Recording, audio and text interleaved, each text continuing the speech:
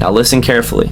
And Aaron shall cast lots upon the two goats, one lot for the Lord, and the other lot for the scapegoat. Now, by the way, some translations use the word for Azazel instead of for the scapegoat. Azazel, according to Jewish literature, is an evil being that has corrupted humanity so much that all sin has been ascribed to him.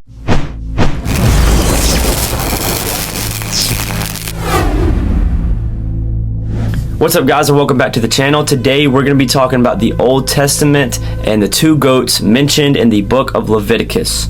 Now, as someone who grew up Southern Baptist, I never heard of anything regarding the Old Testament except for maybe the major stories like the creation of Adam and Eve, Noah's flood, Sodom and Gomorrah, and stuff like that. But outside of those major supernatural events, I didn't really hear anything about the Old Testament. Now, that's probably my fault. I was just a kid, but for real, I never heard anything about it. And you often hear people say, oh, that's the Old Covenant and those laws, we don't need to follow that anymore. Well, that may be true to a certain extent, but I don't understand why as a Christian you wouldn't want to learn more about it.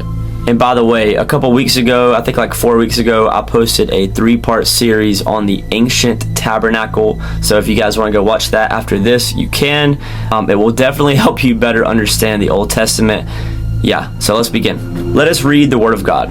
And he shall take of the congregation of the children of Israel 2 kids of the goats for a sin offering, and 1 ram for a burnt offering.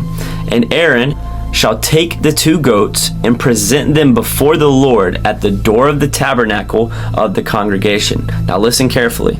And Aaron shall cast lots upon the 2 goats, one lot for the Lord, and the other lot for the scapegoat. Now, by the way, some translations use the word for Azazel instead of for the scapegoat. Azazel, according to Jewish literature, is an evil being that has corrupted humanity so much that all sin has been ascribed to him. And we're going to come back and talk about him more in the end. But let's continue reading. And Aaron shall bring the goat upon which the Lord's lot fell and offer him for a sin offering. But the goat on which the lot fell to be the scapegoat shall be presented alive before the Lord to make an atonement with him and to let him go for a scapegoat into the wilderness. So God receives one of the goats, and technically Azazel receives the other. And when he hath made the end of reconciling the holy place and the tabernacle of the congregation and the altar, he shall bring the live goat. Now pay attention closely right here. And Aaron shall lay both his hands upon the head of the live goat, and confess over him all the iniquities of the children of Israel, and all their transgressions and all their sins, putting them upon the head of the goat, and shall send him away by the hand of a fit man into the wilderness. And the goat shall bear upon him all their iniquities into a land not inhabited, and he shall let go the goat in the wilderness. And again, some of the translations use the word for Azazel. So it's interesting that one goat is in a sense used for God, and one goat is in a sense used for Azazel. God receives the pure goat, and Azazel receives the goat that contained all of the sins of the people. Now, I've heard people compare this to when Jesus was sent into the wilderness to be tested by Satan.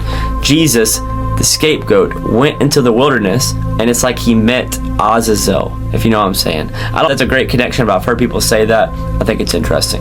But I don't think that Jesus is only the scapegoat. I think that he is also the sacrificial goat. He is both goats. And what gets really crazy is that if you look at the whole organization of the ancient tabernacle, it all points to Jesus. Jesus is actually every single piece of equipment, every single person, every single order, every single custom, law. He is literally all of it in the ancient world. It is insane. Again, I made a 3-part series if you want to go watch that later. But guys, Jesus is both goats. He is the sacrificial goat that died for us. The blood of the goat saved the children of Israel. And he is also the scapegoat that was sent into the wilderness. You might be like, what do you mean by that? Jesus went into the wilderness, but he came back. Well, think about it. Where was Jesus crucified? Jesus was crucified outside of the city. Also, Jesus had all of the sins of the world placed upon him, just like the scapegoat did. But the difference between Jesus and the scapegoat is that the scapegoat was banished forever. Jesus overcame it. If I'm missing any connections or correlations, let me know, but to me it makes sense that Jesus is both of the goats.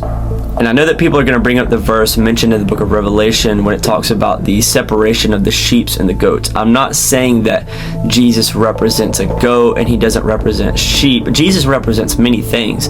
Jesus represents a lamb, he represents a shepherd, he represents a lion. I mean, there's many things that God can represent. So by no means am I saying that Jesus is representing the goats on the day of judgment. No, you want to be a sheep. On that day, you want to be a sheep, and Jesus is our shepherd. So I hope that you find all this interesting. If you did find this interesting, please like and subscribe. I know today's video is short, but it is what it is. Peace.